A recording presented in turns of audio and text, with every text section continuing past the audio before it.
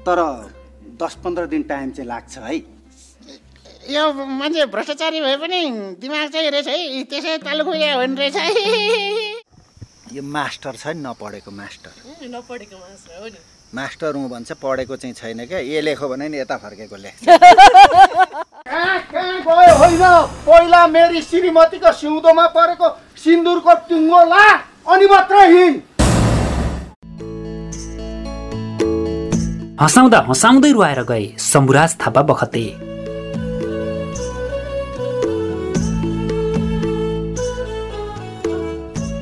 धेरै कुराहरू ध्रुव सत्य हुन्छन्, जस्तो कि बिहान घाम उदाउँछ, बेलुका अस्ताउँछ, दिन सकिएपछि रात हुन्छ, रात सकिएपछि बिहान हुन्छ। धरतीमा जुन जीव जन्मिन्छ त्यो मर्छ पनि। यी यावत कुराहरू शाश्वत सत्य कुराहरू हुन्। तर जन्मिएको जीव मर्छ भन्ने हुँदा हुँदै पनि कहिले मर्छ भन्ने कुराको जानकारी भने कसैलाई पनि हुँदैन। कसैले सहज रूपमा जिन्दगी बाँचिरहेका हुन्छन् भने कसैले असहज रूपमा जिन्दगी बाँचिरहेका हुन्छन्। तर पनि हरेक मानिसलाई आफ्नो जीवनको भने औधी माया हुन्छ। हरेक मानिससँग जोडिएका सम्बन्धहरूको माया हुन्छ। त्यसमा पनि कतिपय सार्वजनिक मानिसहरूको लोकप्रियता र उनीहरूको संवेदनाले दोहोरो चिन्जान नभएका मानिसहरूलाई पनि संवेदित बनाउँछ। यहाँ यो प्रसङ्ग आउनुको कारण भने जीवन्त कलाकारिता गर्ने कलाकार शम्भु थापा बखतेको अप्रत्याशित निधनको प्रसङ्गले हो। यस सामग्रीमा हामी उनै कलाकार शम्भु थापाको जीवन कथा प्रस्तुत गर्दैछौँ। तपाईहरूलाई शम्भु थापाले अभिनय गरेका श्रृङ्खलाहरू मध्येमा सबैभन्दा मनपर्ने श्रृङ्खलाको नाम तल उल्लेख गरिदिनु हुन विनम्र अनुरोध गर्दछौँ। उनको श्रद्धा र सम्मानको लागि एउटा कमेन्ट अनिवार्य गरिदिनुहोला। इन्जिनियर, यो बाटो राम्रोसँग बनाउनु है, धेरै ठाडो सिधा नबनाउनु। फेरि भोलि पर्सि गाडीलाई माथि उक्लिँदाखेरि स्वा स्वा स्वा स्वा भएर गाडीको फोक्सो फुट्ला। शम्भुराज थापाको पुर्ख्यौली थलो तेह्रथुमको छथर पञ्चकन्या हो। तेह्रथुमदेखि धनकुटाको परेवादिन हुँदै उनका बुबा आमा धरान बसाइ सरेर आए र शम्भु थापाको जन्म पनि धरानमै भयो। उनी जन्मेको ठाउँ हालको धरान नगरपालिका वडा नम्बर 17 घोपा हो। उनी गोदार थापा वंशजका हुन्। शम्भुराज थापाको जन्म विक्रम सम्वत 2019 साल चैत्र 11 गते आइतबार भएको हो। उनका बुबाको नाम रत्नबहादुर थापा र आमाको नाम दुर्गादेवी थापा हो। उनको जन्म हुँदासम्म उनको परिवार पूर्ण रूपले धनकुटाबाट बसाइ सरेर धरान आइसकेको थिएन। विक्रम सम्वत 2020-21 सालदेखि भने पूर्ण रूपमा बसाइ सरेर उनको परिवार धरान झरेको थियो। उनका बुबा 2035-36 सालतिरै स्वर्गीय भएका हुन्। आमा भने विक्रम सम्वत 2078 साल साउन 11 गते 95 वर्षको उमेरमा काठमाडौँमा दिवंगत भइन्। शम्भुराज थापा उनका बुबा आमाका 8 सन्तानहरू मध्ये सबैभन्दा कान्छा सन्तान हुन्। उनीभन्दा माथि 3 दाजुहरू र 4 दिदीहरू हुन्। जेठा दाजुको नाम पुष्पराज थापा, माइला दाजुको नाम भगवान थापा र साइला दाजुको नाम राजेन्द्र थापा हो। त्यस्तै गरी दिदीहरू सीता, लक्ष्मी, गंगा र चन्द्रकला थापा हुन्। शम्भुराज थापाका 4 दाजुभाइ मध्ये अब भने माइला दाजु भगवान थापादेखि बाहेक 3 जना दिवंगत भइसके। शम्भुराज थापाका बुबाको घर धरानको घोपामा भए पनि त्यति बेला मोरङको हसनदहमा खेती थियो। हसनदहको खेती र धरानको बसाइमा सहजता नभएपछि उनका बुबाले धरानको जग्गा बेच्ने निधो गरे। उनीहरू धरानबाट पूर्ण रूपले हसनदह बसाइ सर्दा शम्भुराज थापा सानै थिए। 8 जना सन्तानमा सबैभन्दा कान्छो सन्तान भएकाले उनी सबैका प्रिय पनि थिए। त्यसमा पनि बालापनमा उनको चञ्चले स्वभाव निकै मनमोहक थियो। उनको विद्यालयको शुभारम्भ हसनदहबाटै भयो। उनको बालापन हसनदह, रमाइलो, बयरबन यी ठाउँहरूमा खेल्दै रमाउँदै बित्यो। उनले रमाइलो र बयरबनका विद्यालयहरूमा पनि अध्ययन गरे।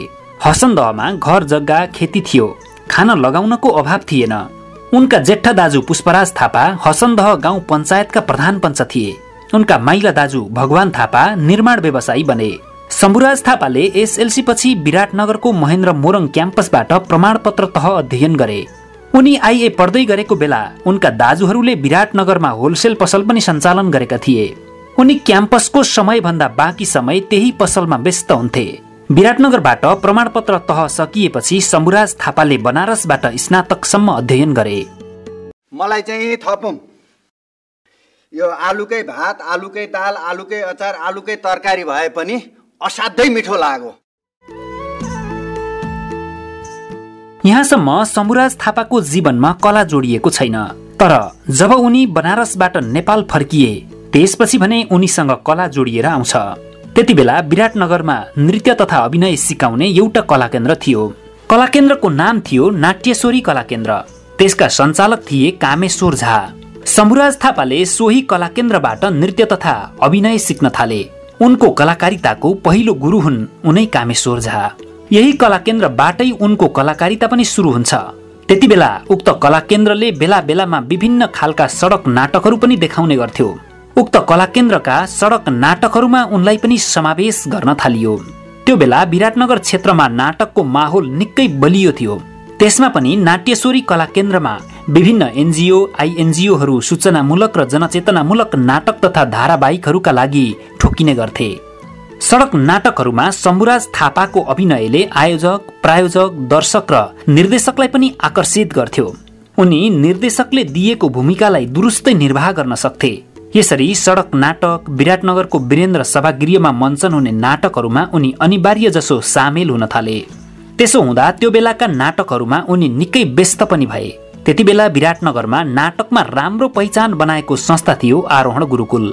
बिस्तारै शम्भुराज थापा पनि आरोहण गुरुकुलसँग आबद्ध भए। उनी नयाँ नयाँ नाटकहरूमा जोडिँदै गए। यही बीचमा उनले एउटा एनजिओले निर्माण गरेको जनचेतनामूलक धारावाहिकमा काम गर्ने अवसर पनि पाए। धारावाहिकको नाम थियो खदमाके गाउँ। उक्त धारावाहिकको निर्देशन दीपक आलोकले गरेका थिए भने उक्त धारावाहिकको छायाङ्कन झोराहाटको गाउँमा भएको थियो। यहाँ आइपुगेपछि के स्पष्ट हुन्छ भने उनको कला क्षेत्रको औपचारिक र व्यावसायिक सुरुवात पनि यहीँबाट भएको देखिन्छ। म चाहिँ त्यो धोका खाने पुरुषभित्र पर्दिन। ए त्यसो भए तिमी धोका खाने पुरुषभित्र पर्दैनौ? पर्दिन। हैन त? हो। ल त्यसो भए यही काँक्रो खाऊ। मर। थापा परिवार कला साहित्यबाट राम्ररी प्रभावित भएको देखिन्छ। उनका माइला दाजु भगवान थापा क्याम्पस पढ्दादेखि नै गीत, कविता र कथा लेख्ने गर्थे। उनले थुप्रै कथा, कविताहरू लेखेका थिए। तर दुर्भाग्य 2039 सालमा हसनदहको उनीहरूको घरमा आगलागी भयो। उक्त आगलागीबाट भगवान थापाका त्यो बेलासम्मका सबै सिर्जनाहरू नष्ट भए। त्यसपछि उनी व्यावसायिक हिसाबले ठेक्का पट्टामा लागेकाले पूरा समय लेखनलाई दिन सकेनन्। राजेन्द्र थापा पनि एकदमै कला प्रेमी थिए। उनी चलचित्र निर्माण गर्न र प्रस्तुत गर्न खूब रुचि राख्थे। यसरी दाजुभाइको कला क्षेत्रको मोहले उनीहरूलाई चलचित्र पुकारसम्म पुर्यायो। पुकार चलचित्र विक्रमसम्म 2049 सालमा निर्माण भएर 2050 सालमा रिलिज भएको चलचित्र हो। चलचित्र पुकारको कथा शम्भुराज थापाका दाजु भगवान थापाको हो। पटकथा, संवाद र निर्देशन मोहन निरौलाको हो। चलचित्रमा सरोज खनाल र केशव भट्टराईले नायकको भूमिकामा अभिनय गरेका छन् भने मौसमी मल्ल र बिना बुढाथोकीले नायिकाको भूमिकामा अभिनय गरेका छन्। श्री कृष्ण श्रेष्ठ र निर शाहले खलनायकको भूमिकामा काम गरेका छन्। चलचित्र पुकार सुरुमा थापा दाजुभाइले नै निर्माण गर्ने योजनाले काम सुरु भएको थियो। पछि ज्योति खनालले उक्त चलचित्रको निर्माणको जिम्मेवारी एक्लै सम्हालिन्। पुकार चलचित्रको प्रस्तुतकर्ता भने राजेन्द्र थापा हुन्। शम्भुराज थापाले अभिनय गरेको ठूलो पर्दाको पहिलो चलचित्र पनि पुकार नै हो। चलचित्र पुकारपछि उनले अभिनय गरेको अर्को चलचित्र हो आफ्नो बिरानो। आफ्नो बिरानो चलचित्रका कथाकार पनि भगवान थापा नै हुन् र चलचित्र आफ्नो बिरानो भने थापा परिवारले नै निर्माण गरेका हुन्। चलचित्रको निर्देशन मुकुन्द श्रेष्ठले गरेका हुन्। प्रस्तुतकर्ता भने राजेन्द्र थापा थिए। चलचित्रमा राजेश हमाल, गौरी मल्ल, श्री कृष्ण श्रेष्ठ, श्रीषा कार्कीका साथमा शम्भुराज थापाले पनि अभिनय गरेका थिए। यसरी ठूलो पर्दाको चलचित्रमा पदार्पण गरेका उनले बाँकी 8-10 वटा अन्य चलचित्रहरूमा पनि अभिनय गरेका छन्। तर शम्भुराज थापाले ठूलो पर्दाका चलचित्रमा भन्दा पनि धारावाहिकमा धेरै काम गरे। उनले कलाकारितामा आफ्नो दर्बिलो पहिचान पनि धारावाहिकहरूबाट नै बनाएका हुन्। म पुराका पुरा होसमा छु। अझै 20-30 वर्षसम्म होसमै रहन्छु र मैले होस नगुमाउन्जेल यी होस गुमाएकाहरूसँग बस्नु पनि छैन मलाई। चलचित्र आफ्नो बिरानो निर्माणको एउटा आफ्नै दुःखद कथा छ। चलचित्र छायाङ्कन सुरु भएपछि छायाङ्कन स्थलमै कलाकारहरूको आँखा पाक्ने समस्याले सताएर छायाङ्कनमा 15 दिन अलमल भएको थियो। त्यसपछि छायाङ्कन सकेर काठमाडौँ फर्किने क्रममा बाटोमै गाडी दुर्घटना हुँदा एकजना सहयोगीको घटनास्थलमै मृत्यु भयो। निर्माण व्यवस्थापकको 1 वर्षपछि उपचारका क्रममा मृत्यु भयो भने छायाङ्कारलाई 1 वर्ष निरन्तर वीर अस्पतालमा राखेर उपचार गर्नु परेको थियो। त्यति मात्रै होइन, छायाङ्कन सकिएका रिलहरू बोकेका थुप्रै क्यानहरू दुर्घटनामा नष्ट भएका थिए र त्यसलाई फेरि दोहोर्याएर छायाङ्कन गर्नु परेको थियो। शम्भुराज थापाका दाजु चलचित्रका कथाकार तथा निर्माता भगवान थापा भन्छन्, चलचित्र भयङ्कर राम्रो चल्यो, चलचित्रले राम्रो कमाई पनि गर्यो, तर ती तमाम खर्च त्यसैलाई बोकाउँदा सबै खर्च भने धान्न सकेन। मानिसको जीवनको लय चाहे जस्तो होस् बगिरहन्छ। शम्भुराज थापाको जीवनको लय पनि बग्दै थियो। जीवनलाई सरस र सहज बनाउन उनलाई एकजना जीवनसाथीको खाँचो थियो। हरेक व्यक्तिको बिहेको प्रसङ्ग पनि दोस्रो व्यक्तिको भन्दा केही न केही फरक नै हुन्छ। उनको पनि यो हिसाबले केही फरक छ। त्यो बेला प्रेम विवाहले अहिले जस्तो स्थान पाएको थिएन। आफू खुसी विवाह गर्ने हिम्मत त साह्रै थोरैले मात्रै गर्थे। यसरी आफू खुसी बिहे गर्ने हिम्मत नगर्नेमै परे शम्भुराज थापा पनि। घरमा पनि विवाहको प्रसङ्ग चलिरहेको थियो। एक दिन एउटा मन्दिरमा जुत्ता खोलेर दर्शन गर्न लागिरहेका बेला शम्भुराज थापाको जुत्ता घोप्टो परेको रहेछ। एकजना युवती आइन् र मन्दिर पस्ने बेलामा त्यो जुत्तालाई मिलाइन्। त्यो दृश्य शम्भुराज थापाले देखिरहेका थिए। घोप्टो परेको उनको जुत्ता त्यसरी उठाइदिने युवतीलाई उनले सकेसम्म राम्रो हेरे, तर ती युवतीलाई भने त्यो कुरा ख्याल नै भएन। उनको संस्कार देखेर शम्भुराज थापा आकर्षित भएका थिए।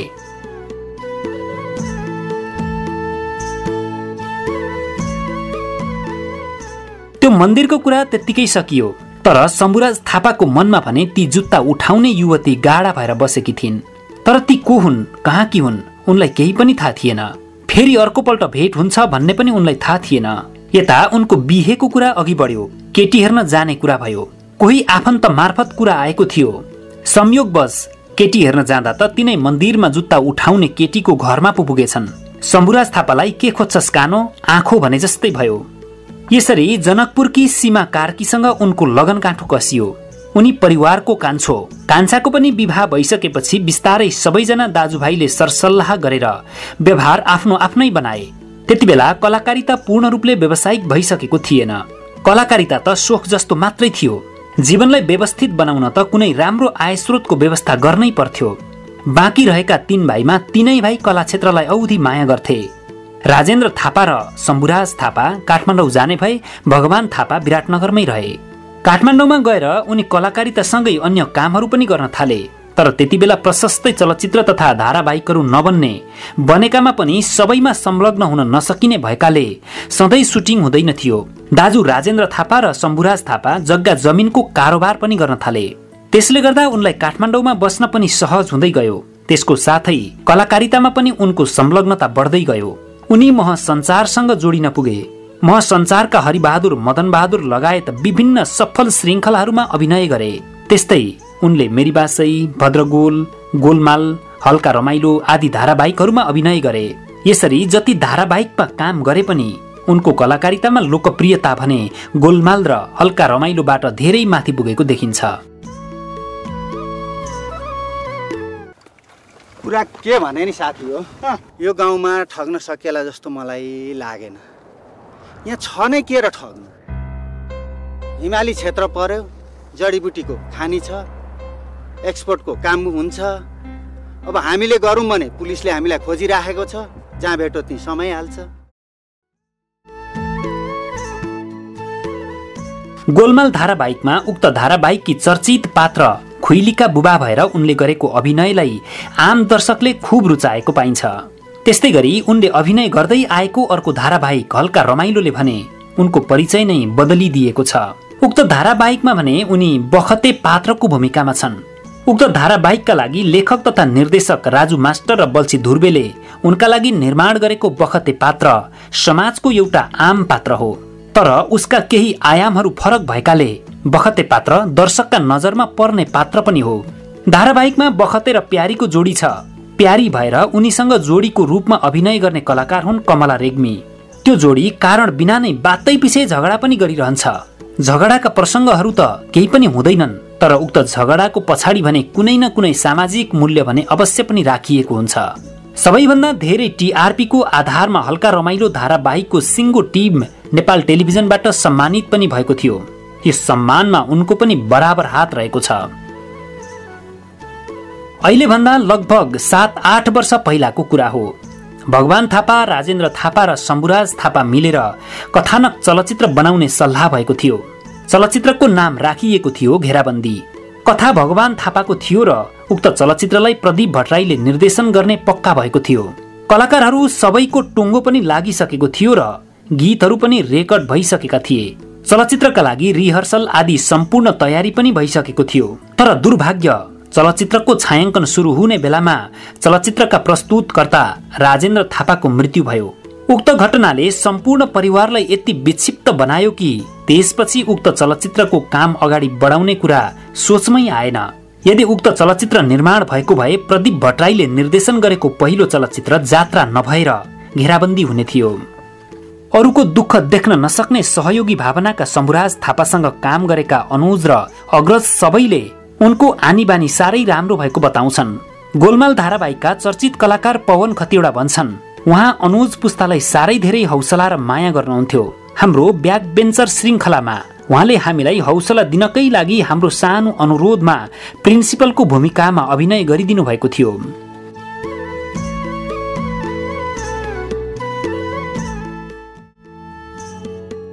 3 दशकभन्दा लामो समयदेखि नेपाली कलाकारितामा सक्रिय रहेका शम्भुराज थापाकी आमाको गत साउन 11 गते 95 वर्षको उमेरमा देहान्त भयो। क्रियाक्रमकै सिलसिलामा परिवारका सदस्यलाई कोरोना देखिएको थियो। उनका दाजु भाउजू र उनकी श्रीमतीलाई समेत कोरोना देखिएको थियो। आमाको क्रियाक्रम गर्नेहरूको स्वास्थ्यमा नै समस्या हुने देखिएपछि 5औं दिनमै क्रियाक्रम समापन गरेर उनलाई अस्पताल भर्ना गरिएको थियो। विराटनगरको कोशी अस्पतालमा उनकी भाउजू आइसियुमा थिइन् भने उनी काठमाडौँ पाटन अस्पतालको भेन्टिलेटरमा थिए। पछिल्लो समय उनको फोक्सोमा निकै समस्या बढेपछि उनलाई भेन्टिलेटरमा राख्नु परेको थियो। भाउजूलाई त सुधार भयो, तर शम्भुराज थापाको भने स्वास्थ्य झन खराब हुँदै गयो। आमाको देहान्त भएको 27 दिनपछि उनको पनि देहान्त भयो। गत जेठ 9 गते प्रसारण भएको हल्का रमाइलो धारावाहिकको 80 श्रृङ्खलामा बखते कोरोना लागेर सिकिस्तै भएको दृश्य देखाइएको थियो। उक्त भाग सांसदले अक्सिजनका सिलिन्डरहरू लुकाएको विषय र बिरामी बोक्ने गाडी नपाएको विषयलाई व्यङ्ग्य गर्दै प्रस्तुत गरिएको थियो। उक्त श्रृङ्खलामा गाउँलेहरूको अथक प्रयास र शुभेच्छाले उनी कोरोनालाई जितेर घर फर्किन सफल भएका थिए। निको भएर घर फर्किँदा गाउँलेहरूले फूलको माला लगाएर स्वागत गरेका थिए। तर यथार्थमा त्यस्तो भएन। उनलाई निको बनाएर घरमा स्वागत गर्ने परिवार र गाउँलेको कामना पूरा भएन।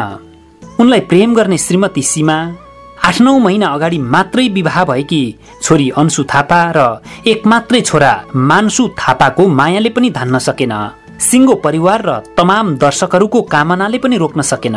धिमाल भाषा, सतार भाषा, मैथिली र भोजपुरी भाषा राम्रोसँग बोल्न सक्ने, सधैँ हँसिला, सधैँ रमाइला, सहयोगी भावनाका लोकप्रिय कलाकार शम्भुराज थापाको आत्मालाई चिर शान्ति मिलोस्। भावपूर्ण श्रद्धाञ्जली।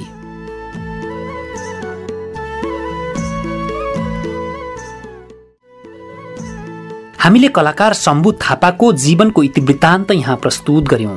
उनको बाल्यकाल कहाँ बित्यो र कसरी बित्यो, उनको पढाइ कसरी सुरु भयो, उनले कलाकारिता कसरी सिके, कला क्षेत्रमा कसरी प्रवेश गरे, कलाको दुनियाँमा कसरी आफ्नो छुट्टै परिचय बनाए आदि इत्यादि कुरा यहाँ प्रस्तुत गर्यौं।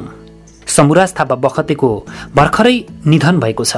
कला क्षेत्रमा लागेका तमाम कलाकर्मीहरूको आँखामा आँसु झर्यो। उनका तमाम दर्शकहरू रोए।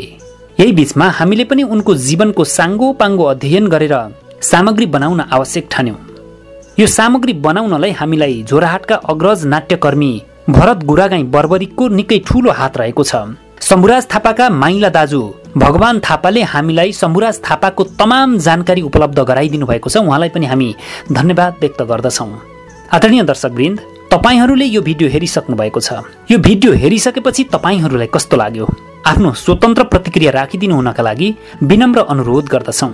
शम्भुराज थापा बखतेको सम्मान स्वरूप यो भिडियोलाई 1 लाइक, 1 कमेन्ट र एउटा शेयर अनिवार्य गरिदिनु हुन तपाईहरूलाई विनम्र अनुरोध गर्दछौँ।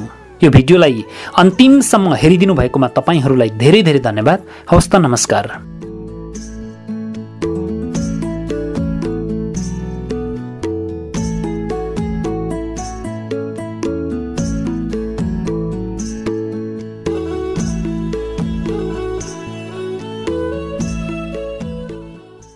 शब्दहरूको जादुमा मनोरञ्जनको सङ्गम थलैचा इन्टरटेनमेन्ट।